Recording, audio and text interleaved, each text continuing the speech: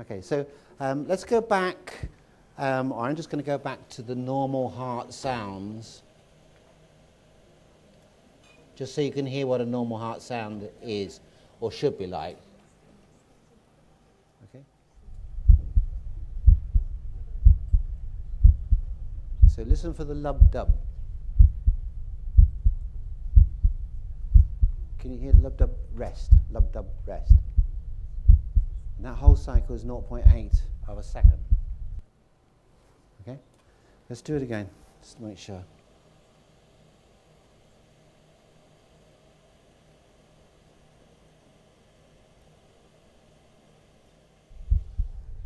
Okay, John. John.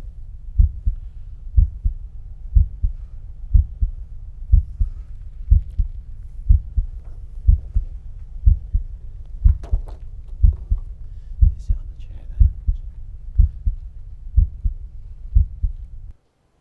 Okay, so that's a normal heart sound. So what we're going to do is we're going to go over now to here, and we're going to do a phonocardiograph. There's several makes of stethoscope out there, digital stethoscopes. So we'll talk to you about which ones we consider to be the best, all right? So don't go and spend a lot of money unless you've talked to us first of all, because there are some which are better than others as far as the sound recordings. So this is the one we used originally, the ThinkLab ones. So what I'm going to do is turn the stethoscope on. Remember, I can't hear you, and you can't hear me. So let me take you into the program first of all, this particular program. You can download the software free of charge anyway, so you can put this onto your computer. And in ThinkLabs, they've got a lot of heart sounds, which is where I obtain those sounds from. So for some recordings and listening exercise, that's very good. So you open the program up, hopefully, and it'll come up with a notice that you must disconnect the mains. All right? Now what we found here is you just look and check that your mains is disconnected. All right?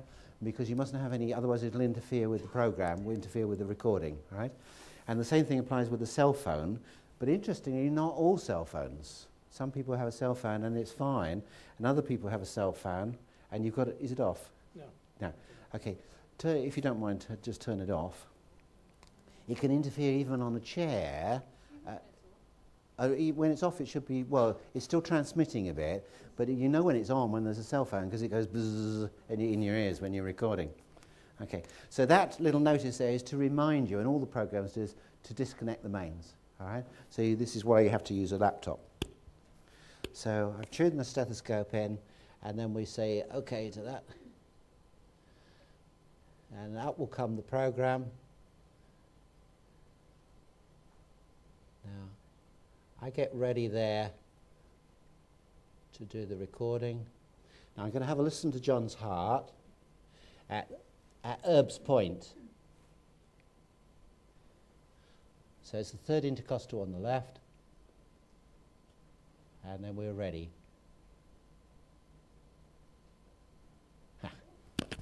Stethoscope ran out of time.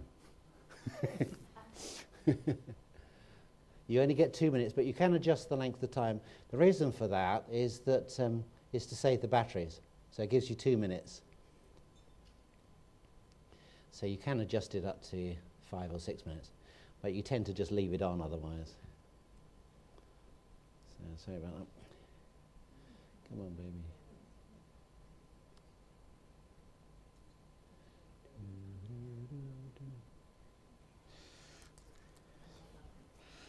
Right, 1, 2, 3.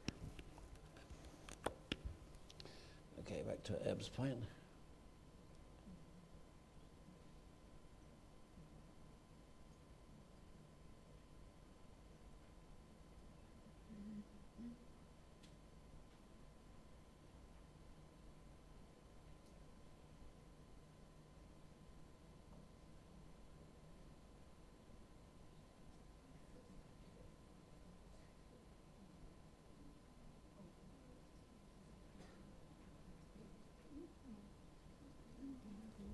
So I record for about 20 seconds. So you can go on recording. You can go on for minutes or hours if you want on there, but you just use up your disk space for the storage of that.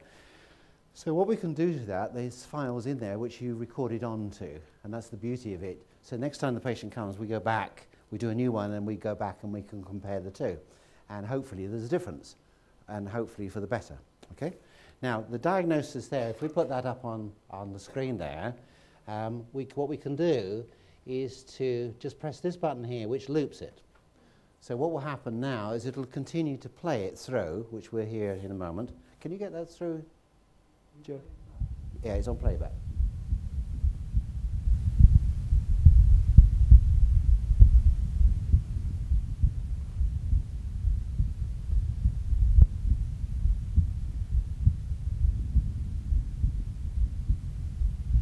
So let's look at the beginning.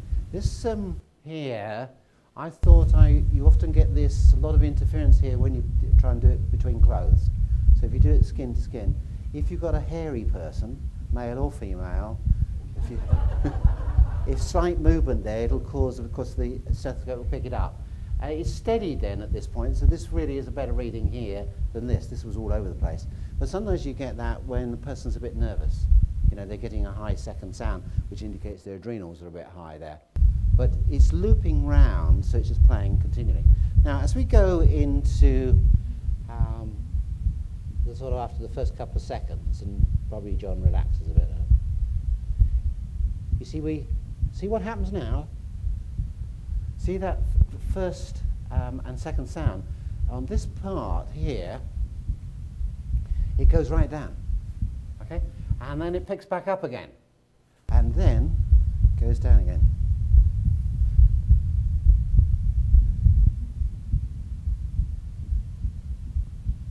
See it going down, and then see it coming back up again, and going round, up. That's what Gary calls a Mexican wave.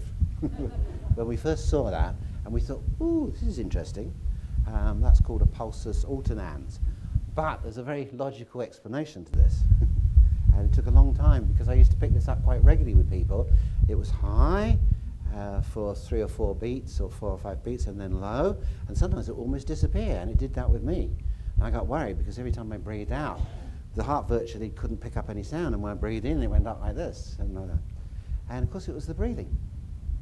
And of course that's not normal. But what is that when breathing in or out changes something? It's a sign of a cranial fault, okay? And I thought, wow, this is actually picking up cranial faults. This is incredible. When the person breathes in, it changes the heart rate.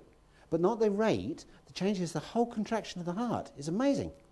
And when you fix the cranium, that steadies off. It's absolutely amazing. So if you ever want proof of what the effect of a cranial fault in a child or an adult or anybody, just put the cardiograph on and get them to breathe in and then breathe out. So what I do often is I just put my hand there, because I mustn't talk, because otherwise it might record out, and I just put my hand and go up like that to tell them to breathe in and then to go out. So during that 20-second period, we'd perhaps do 5 to 10 seconds, and then I'll ask the patient to breathe in, or sign language, and to breathe out. And what you're looking for is there a change in there. And if there is, there's a cranial fault and you've missed it. So what I'll show you in a minute is what sort of cranial faults we look for, because there's a very specific fault in this one which creates this. But we've known, and Dr. Goodhart taught us that back in the 1970s and 80s with his early work, that inspiration or expiration or both is an indication of a primary respiratory problem. And he's right. And it's amazing. And I don't know, he probably didn't pick this up, because the phonocardiograph that they had in those days probably didn't represent. And I've never seen any writing about cranial faults and cardiographic readings. But it's very blatant. And when you see that and you breathe in and you breathe out, and you then, that first sound goes to virtually nothing, is terrifying. Because you realise that if you breathe in, you're all right. If you breathe out, you probably won't make it round the corner when you're running. Okay. So cranial faults are really, really important. And there's other mechanical problems, and we don't want to forget the mechanical problems, which we'll go through, which can affect the vagus nerve directly, and also the sympathetics. So obviously the key areas are the upper cervicals, where the vagus nerve's coming out, as well as cranial faults there. We like to look at the lower cervicals because of the cervical ganglion, the sympathetic ganglions, and particularly the limbic. You remember the limbic one, the first rib fixation to T1, which we pick up off the tip of the nose. The limbic fixation is an indication of a problem of the lower cervical ganglion and the upper thoracics. And most importantly as well is the manubrial sternal joint, because of that ligament that holds the heart up mechanically. So if we have a problem of fixation at the manubrial sternal, the heart can't move properly in there and it'll distort it, and that's when you pick up murmurs. Okay, John, let's pop you down onto your back here. We do, and it's generally recommended with phonocardiographs to lie down on your back, to do them all sitting, okay? Because when you sit, your heart is more anterior. When you lie on your back, the heart drops back posteriorly and you can't hear it so well. All right, you'll be listening and think, where's this person's heart gone? Okay, but you sit them up, and particularly if they're in a slightly forward position there, and you can go around all the valves, but it's best to go to Erb's point as the sort of universal one to pick this up. Now, Dr. Goodhart taught us about the subscapularis muscle. So keep your hands out of your pockets there. Okay, now 90 degrees of shoulder abduction, 90 degrees of elbow here. Keep the hand flat, all right?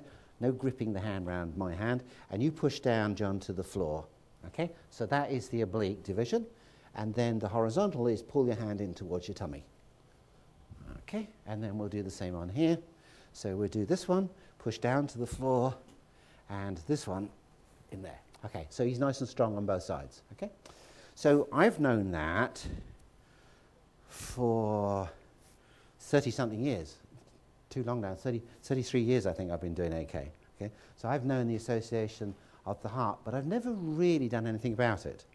Okay, we look for the 5 factors of the IVF, and we've treated the weakness of the muscle and things. But very seldom do you get it weak unless there's a shoulder joint problem. So my thought was that's related to the heart, and the work that we've just done here is fascinating, because when we look back, can you flick that back on, Gary? So if you were to look through your charts there, what you would see is a measure here. You could say, well, yeah, is this the first sound because it's a big one, and is therefore that's the second. Therefore there's a short period between the second here and the next one. This is a person who's about to have a coronary. Okay, that's the first diagnosis you get. And you think, oh, wow, better do something about this. Or is this the first sound, and this is the second, and he's got a lovely gap. He'll never have a coronary, right? Which is better news, isn't it? Okay, so what he's got is he's got a decreased first sound. So if that's the first sound, that's the second one, and then he's got a lovely first sound, okay, here, you know, just in the way that he should. You know, he's got a good beat there, and then as we go along, you see small first sound, large second, and so on. And then, what the hell happens here? So you go back to your piece of paper, you laminate there, and you think, oh, he's got a bit of this, he's got a murmur there. And this is, unfortunately, so often what you find, is you've got a mixture of things.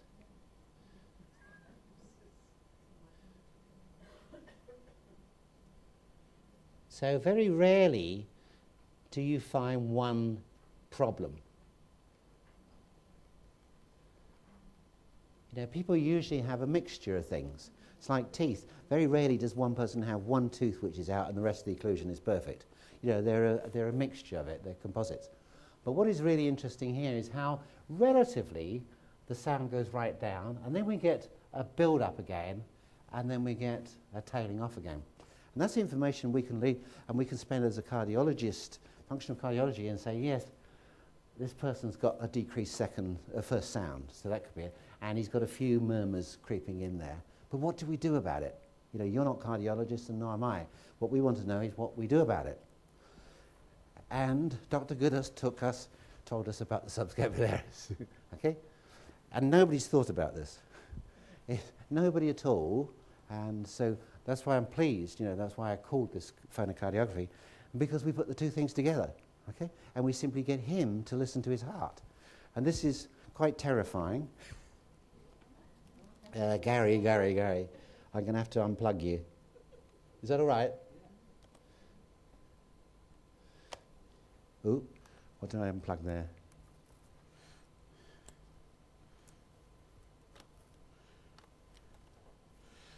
Okay.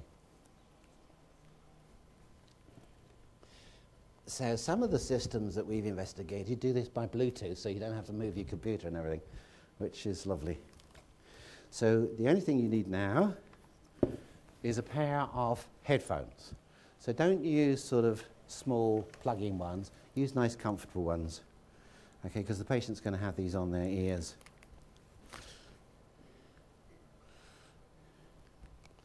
What colour was the input there, Gary?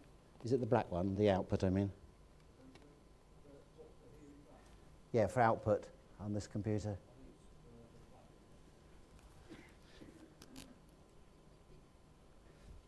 Yeah. So for the first time in a long time, he's going to hear his heart. Okay.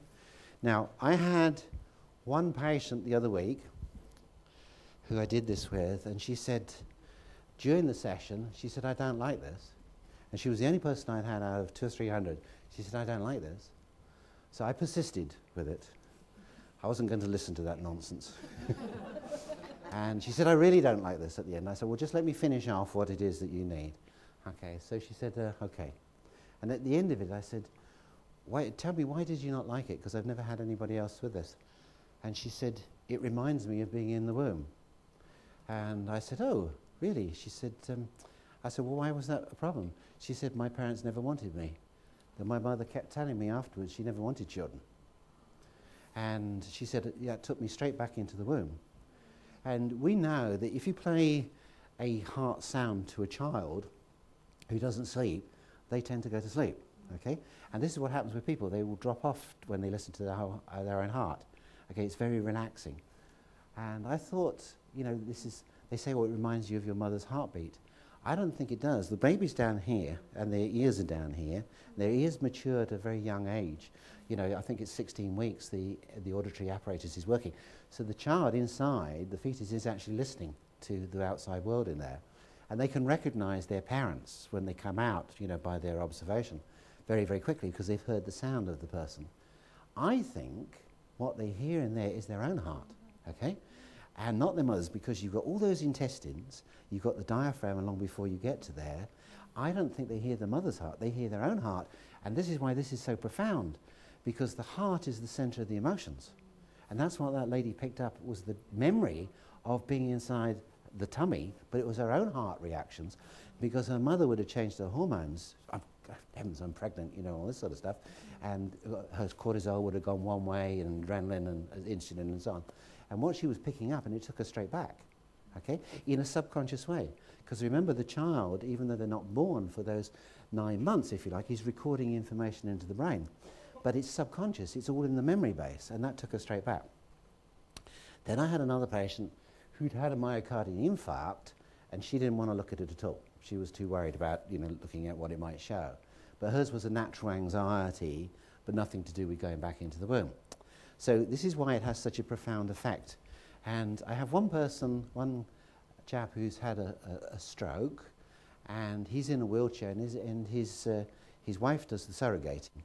And when we take the recording of him, and we put the headphones onto him, and then I do all the muscle testing with the wife, and he's fast asleep in no time. He sleeps through the whole consultation. We say, well, you need this, this, and this, and at the end of it, he's quite happy with what he's given, you know. But he's been fast asleep, and this is what happens if you leave the person too long with them on. Now, one really strange thing occurs, and let's get to that bit first. So let's put John on there. Well, before we do that, we've tested his subscapularis. Let's just test the erectus femoris muscle. So pull up on there, and pull up there, John. Now, one of the things we like to do very early on in the examination is to determine which brain is working and which isn't, because all of us have one which is firing better than the other. So just hum for me, but not a tune that you know, something nebulous like you would hum around the house of God. So he's nice and strong. Now that's tested with the left muscle, that tests the right brain, doesn't it? Okay? That means, by default, his left brain is the one that's underworking. And that's what probably most of you will be like, because you're all in holistic medicine, so you're all right-brainers. There might be a few left-brainers amongst us. So take 3s away from 100. You don't have to do this, because we already know he's going to go weak to it. So 3 minus 100 is 97. Another 3? 93. 89. He was the treasurer of ICAK, but no wonder. Actually, we've made a lot of money, but that's thanks to John's counting system there. But his left brain, you can see, is the one that's down, right? So what I wanted to just show you this, again, this is, well, that's how we would test left brain, right brain. So when you use a muscle like the rectus femoris, when we challenge the left brain, we use the right side, all right? And when we use the right brain, we challenge with the left leg. Okay, you're all quite happy with that. Okay, but something really interesting happens here. So let's put the headphones back onto him now. So he can now hear his heart. We hope. Can you hear it? Okay, so let's do the sort of standard test. Now, pull really hard, John. Okay, and pull really hard. Now, my brilliant idea about feeding the information back to the patient failed at that point until I remembered Dr. Goodhart's work. Okay, so Dr. Goodhart said it's the heart subscapularis muscle. So let's try subscapularis. So push down to the floor, hand in towards your tummy. Okay, now in there first, hand in towards your tummy, and now hand to the floor. Just nothing there at all. Left subscapularis, absolutely weak. Now I could do an arm wrestle with you now, provided we put the headphones on. See, isn't that interesting? Only the left subscapularis, and only that division, which is the main one you'll see in David Walther's book for the test, standard test, weakens. Now, if I put him on somebody else's heart, even though their heart could be dreadful, he won't weaken. He won't weaken to anybody else's heart. He weakens to his own. And there's a very good explanation at the end of the day we come to of how the amygdala and the subconscious blocks out the heart sounds, because you hear it within your system, but your higher center doesn't want to know it, so it blocks it out. It's like where we work, we're not on a busy part of devices, but there's a fair bit of cars going by, and patients will come in and say, oh, the bus has gone by or traffic. We say, oh, is there? You don't hear it. And where I live, you know, I get airplanes going over. I don't hear the airplanes because I'm used to them. So my subconscious has blotted that out. It's sabotaged, if you like, the information going up to the higher centers. So I'm not governed every time an airplane goes by or a lorry goes past, all right? So what I've done here is I've bypassed his subconscious. I've taken the information about this straight to his cortex, to his temporal lobes. So I've driven that information into his cortex, into his temporal lobes. And the temporal lobes and the frontal lobes and the conscious part of the brain and all the thinking part are all connected. They're all interconnected. And John's saying there's a problem. Okay? I've gone weak in relationship to the heart. So what we've got is a disharmony between the heart and the head. Okay? We're giving for the first time his head and we're saying, what do you think about that heart rate? Because he's the only one who can solve the problem. I don't know what's going on. He could need this and he could need that, but what we do know is he knows the answer to this if we can talk to his higher centers. Okay? So this is what we're doing. We're talking to his higher centers. How do we talk to the higher center? We use the left subscapularis muscle. Okay? Now, let's start. You're all with me so far, what I've done. And that's the most amazing thing, because you don't need the electronic stethoscope. You can do this with an ordinary stethoscope. The only thing is you're not going to be able to see at the same time, or the patient, what's actually happening. Okay? Immediately when I saw that, shall we go back onto that one, Gary, onto John's cardiograph? Oh, you can't do it, I've unplugged it, haven't I? Immediately when I saw it, we got the Mexican wave. Okay? And what did the Mexican wave tell us? There was probably a cranial fault. And how do we test for a cranial fault? We're starting with a weak muscle. You inspire. So inspire, real deep, push, and expire. Hold it, push. So both inspiration and expiration strengthened him. Okay? This is a sign usually there's a compression. You know, the whole skull is jammed up. No wonder his heart can't manage here. You know, he's got a complete jamming up of the cranium, which has probably influenced his vagus nerve. Okay, so he's getting an irregular, he's getting all sorts of things, up, down, up, down. So the first thing we would need to do is to sort his cranium out. Okay? So where do we start with the patient? You know, we start always at the beginning, don't we? Okay? Now, this is really interesting because it's the left subscapularis, not the right. Okay? But remember, John is right-brained or left-brain down. So you would expect this to relate to the left brain. Okay? Now, what we'll find here is this is related, in fact, to the same side. This is related to the left brain. And this one was with the right side was indicating the left brain. So what we're going to do is tie the brain dominance to the visceral somatic reflex in the mouth. Okay? So now what we're going to do is we're going to take him through the different eye positions to see whatever components there are related to the heart. So what possibilities are there? There is structure, isn't there? Okay, so we've dealt with the cranium. So let's start right at the beginning. So what I do is I take his eye positions to the left and up. And we do the habituation. So follow my finger, John, 4 or 5 times. To the left and up means there's a nutrition. Okay, so push down. So he strengthens. That means we need to look in the nutritional field. Eyes to the left and across is for toxins. Now, eyes to the left and down is for structure. So we can probably say we've got a cranial fault, but not a structure, not anything else. Eyes to the right and down indicates allergy or intolerance towards something that he's eating. Eyes to the right across is for exercise. Eyes to the right and up is for water, dehydration. Okay, and then round and round, follow my finger, 3 times one way for infection, and round the other way for infection. Okay, just in case, and then up and down for hypoxia. Okay, right, so what are we going to deal with? We're going to deal with the cranium and the nutrition. Okay, so that's the direction we're going to go with John now. Okay, so let's start with the cranium.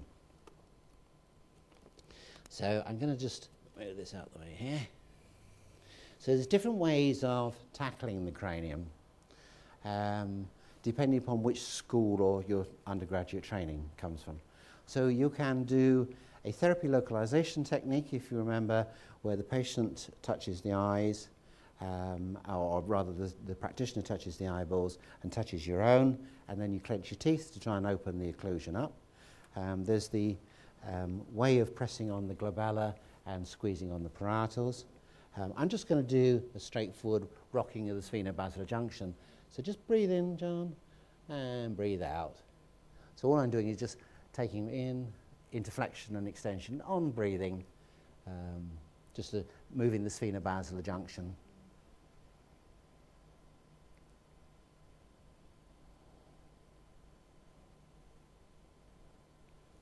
So we'll do that, I don't know, 5, 10 times, whatever feels as though it's loosened it up a bit there.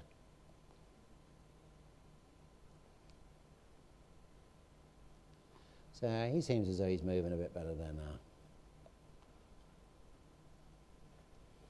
Okay. So how do I know whether I've done anything at all? Put him back on board. Okay. Okay. Push down. Breathe in. Push down. Breathe out. Hold it out. It's still strong. Nothing. So I haven't achieved anything. Okay. Because I haven't changed his breathing pattern. What should happen if he's weak is he won't strengthen on inspiration or expiration. Then I know I've done something. So where, if it's not in the spheno-basilar junction, and he was definitely in spheno-basilar junction because it was inspiration and expiration that strengthened him, so it's a compression. So the question is, where could it be compressed? You know, where is this coming from?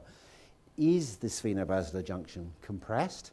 Can a spheno-basilar junction get compressed? Because it's a symphysis. It just moves with the bending of bone because usually it fuses over anyway. But there's a far more important place.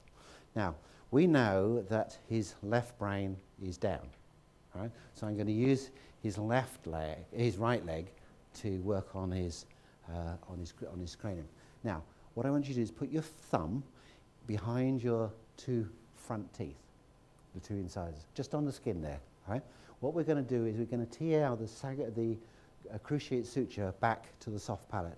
So pull, keep going a little bit at a time, let him do the work inside his mouth. Aha. So where are we? On the roof, I should think now.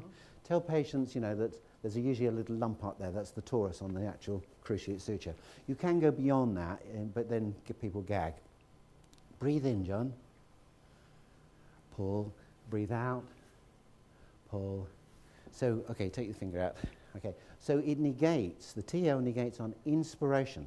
Okay, that means we've got to gap the cruciate suture on inspiration. So stick both thumbs in now.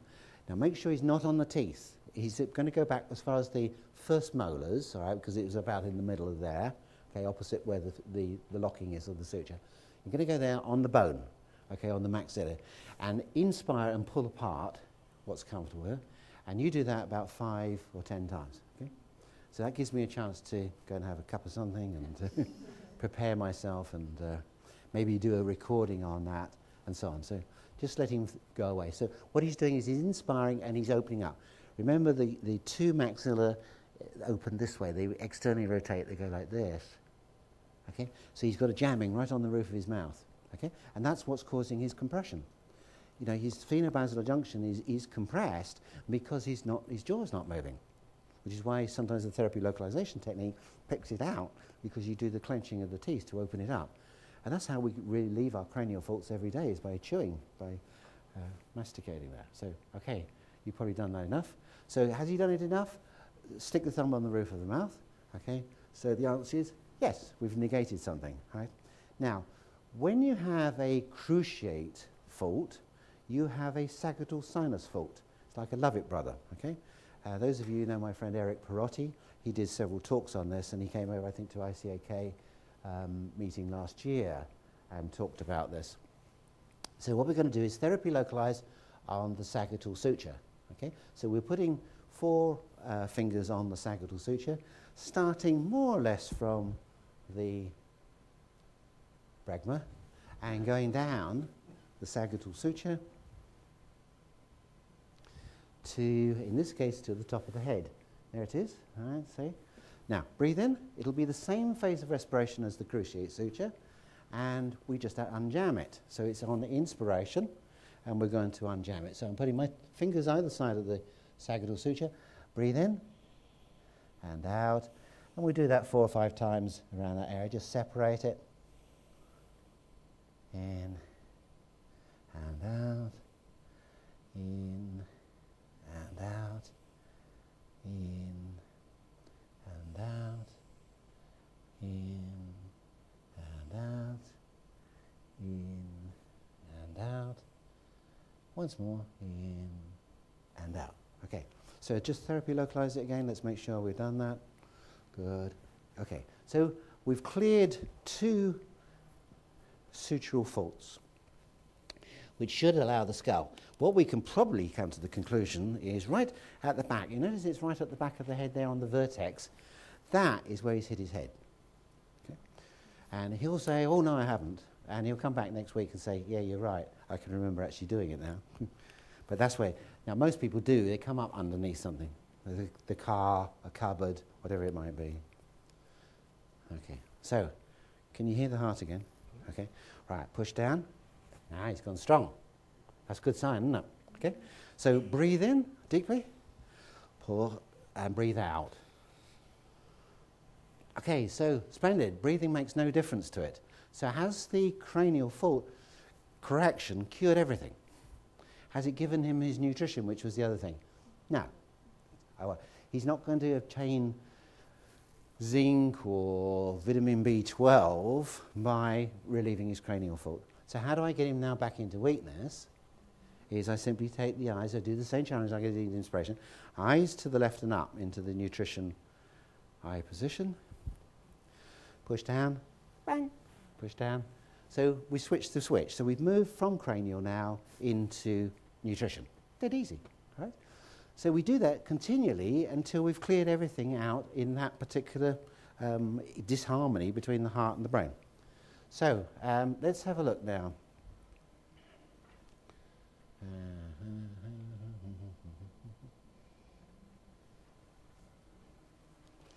So the next question, if it's nutrition, what is it?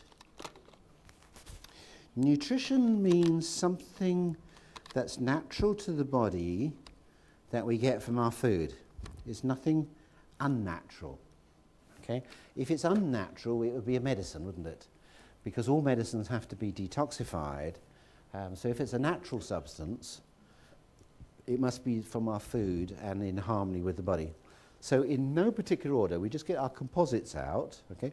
None of these are going to be 100%, right? Because sometimes things have antagonistic effects and you may have to dig a little deeper.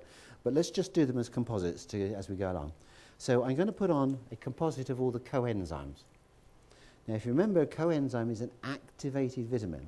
And it's usually a vitamin B, which is activated. But there are some non-vitamin Bs which act as coenzymes. All right? So most of them are the active forms of the vitamin B. The exceptions is vitamin C is a coenzyme because it takes oxygen, or it's oxidase reductase enzyme. SAM, S-adenosylmethionine, is a methylation donor there. Alpha-lipoic acid and biotin. Okay, those are non-vitamin B, although biotin probably is counted as a vitamin B. Okay, so what we'll do is we'll put coenzymes. So this is a composite of all the active vitamins, vitamin Bs, which are coenzymes, plus vitamin C, alpha-lipoic, and SAM. So push down. So we might as well, at this stage, put that in the box. Okay, so he seems to be all right there. Okay, remember we can never be 100% on that. So minerals. This covers us for all the minerals in the product kit, but we know that some minerals have antagonistic effects. So again, we don't judge this 100% because things like calcium, magnesium, zinc, copper can be antagonists. But let's just see minerals. Push down. Not a dicky bird. Okay, so we'll put that one to one side. So remember, this is in no particular order, it's just as they come out of the box. Saturated oils. So few people tend to strengthen to saturated oils.